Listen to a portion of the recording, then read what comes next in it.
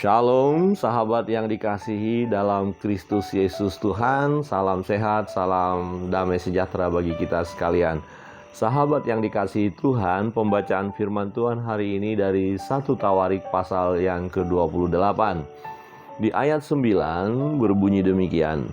Dan engkau anakku Salomo, kenallah Allahnya ayahmu, dan beribadalah kepadanya dengan tulus ikhlas dan dengan rela hati.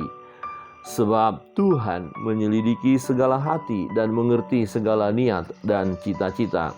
Jika engkau mencari Dia, maka Ia berkenan ditemui olehmu. Tetapi jika engkau meninggalkan Dia, maka Ia akan membuang engkau untuk selamanya.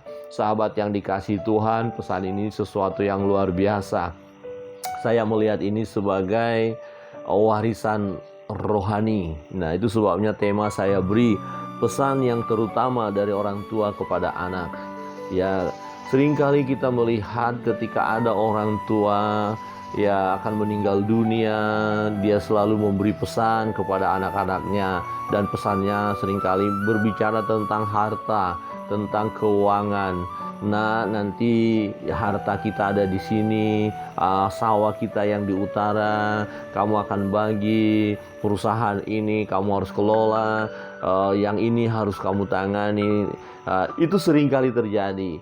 Tetapi dalam pembacaan firman Tuhan kita melihat bahwa Daud tidak berbicara tentang harta bendanya. Dia cukup kaya, dia cukup disegani, dia seorang raja. Dia tidak menyampaikan kepada Salomo cara mengatur kerajaan seperti ini, cara mengatur keuangan seperti ini, cara mengatur umat seperti ini. Tidak. Tetapi yang dia sampaikan adalah hubungan dengan Tuhan. Yang disampaikan adalah hal rohani.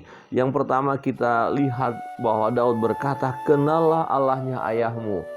Ya, Daud berkata kepada anaknya, kenallah Allahnya ayahmu, kenallah Allah ayahmu ini. Ya, kira-kira begitu. Jadi Daud menunjukkan bahwa ya Tuhan Allah yang disembah adalah Allah yang hidup, Allah yang berkuasa, Allah yang memelihara hidupnya, Allah yang mengangkat dia, yang memimpin dia, yang membawa dia terkenal, yang membawa dia berhasil, Allah yang menepati janji kepadanya. Jadi Daud memperkenalkan tentang Allahnya kepada anaknya. Ini penting bagi kita, Bapak Ibu Saudara yang terkasih dalam Tuhan. Perkenalkan Allahnya kita kepada anak-anak kita.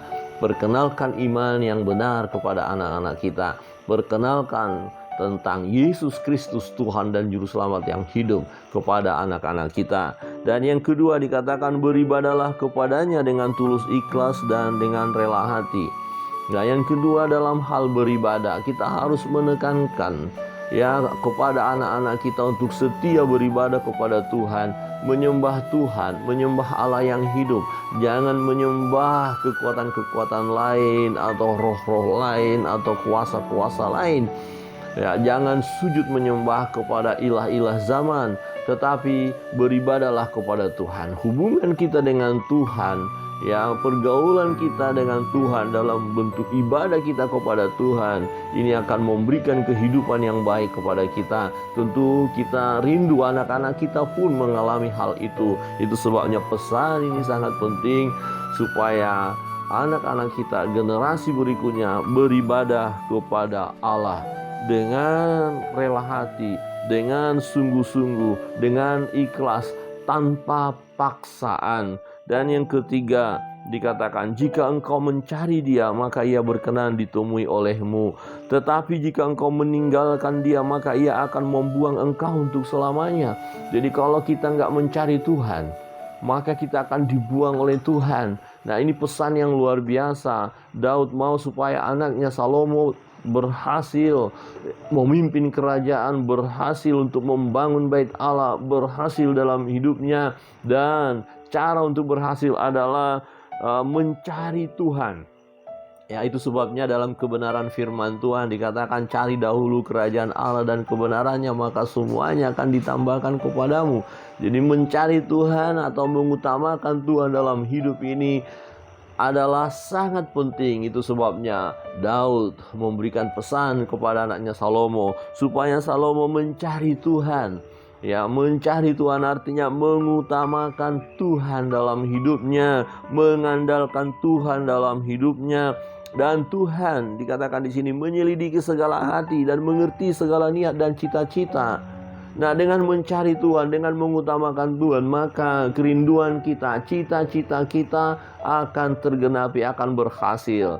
Tuhan akan memenuhi segala keperluan kita. Tuhan akan membawa kita dalam keberhasilan manakala kita mencari Tuhan atau mengutamakan Tuhan lebih daripada yang lain. Tetapi ketika kita meninggalkan Tuhan, maka kita akan terbuang, kita akan mengalami kegagalan, kita akan mengalami kehancuran.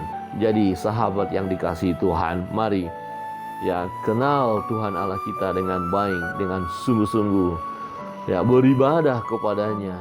Ya, terus-menerus dengan tulus, ikhlas, dan mencari Tuhan dalam perjalanan hidup kita. Utamakan Dia lebih daripada yang lain. Kiranya Tuhan Yesus memberkati kita sekalian.